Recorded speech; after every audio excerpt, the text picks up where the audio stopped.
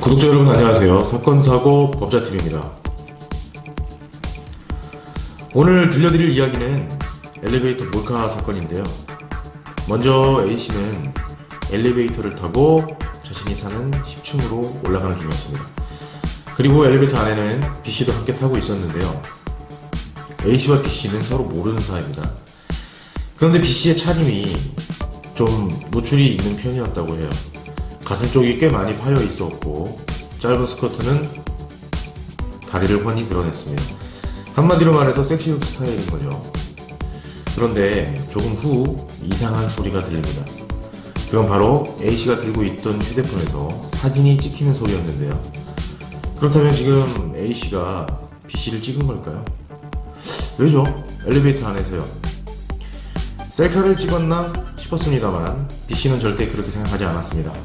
엘리베이터 안에는 둘밖에 없었고 하필 B씨가 먼저 내리기 위해서 문 앞에 서 있었기 때문에 핸드폰으로 사진 찍는 소리밖에 들을 수가 없었고 당연히 B씨는 자신을 찍었다고 생각했던 겁니다. 엘리베이터에서 내리자마자 B씨는 경찰서에 직접 신고를 했고요. CCTV를 확인한 경찰관도 A씨를 연행하게 됩니다. 그리고는 조사가 시작된 거죠. A씨는 경찰서를 처음 가봤다고 하는데요. 정말 이제 나는 죽었구나 라는 생각까지 들었다고 합니다. 하지만 다행히도 A씨의 가족은 빠른 대응으로 성범죄 전담 변호사를 선임했고요. A씨는 변호사의 조력을 받아가며 진술을 시작했습니다. 그리고 여기서 중요한 것은 결코 A씨가 B씨의 신체를 찍지 않았다고 억울함을 호소한다는 것이었습니다. 당연히 핸드폰은 압수됐고요. 경찰관은 A씨의 핸드폰에서 직접 사진을 찾아보려 시도하였지만 이미 삭제되고 없어진 상황이었다고 합니다. 그래서 경찰관이 A씨에게 사진을 왜 지웠느냐고 물어보니 그냥 내 핸드폰에 있는 영상을 내 맘대로 지우지도 못하느냐 그렇게 답변했던 거죠. 맞는 말이네요. 너무 당연하잖아요.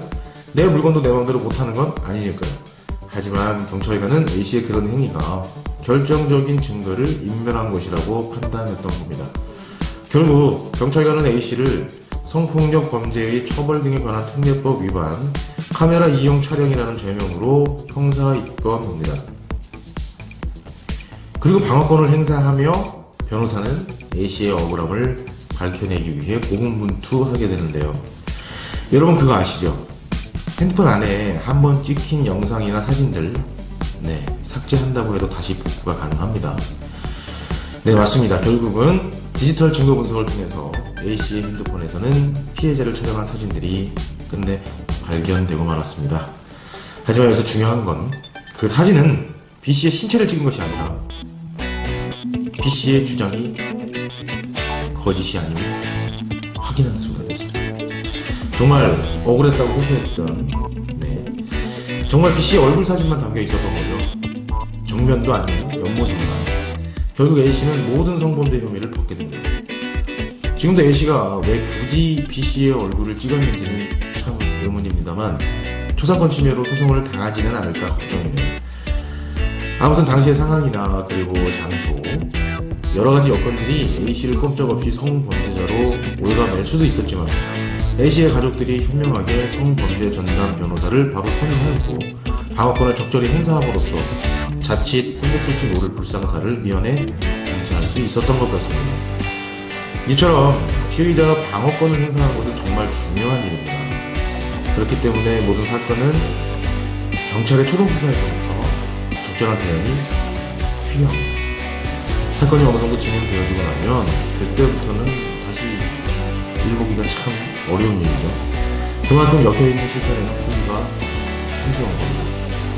공경에 처한 날 위해서 힘이 되어준 사람 바로 변호사라는 거 기억하시면서 지금까지 사건사고 법자TV였습니다. 감사합니다.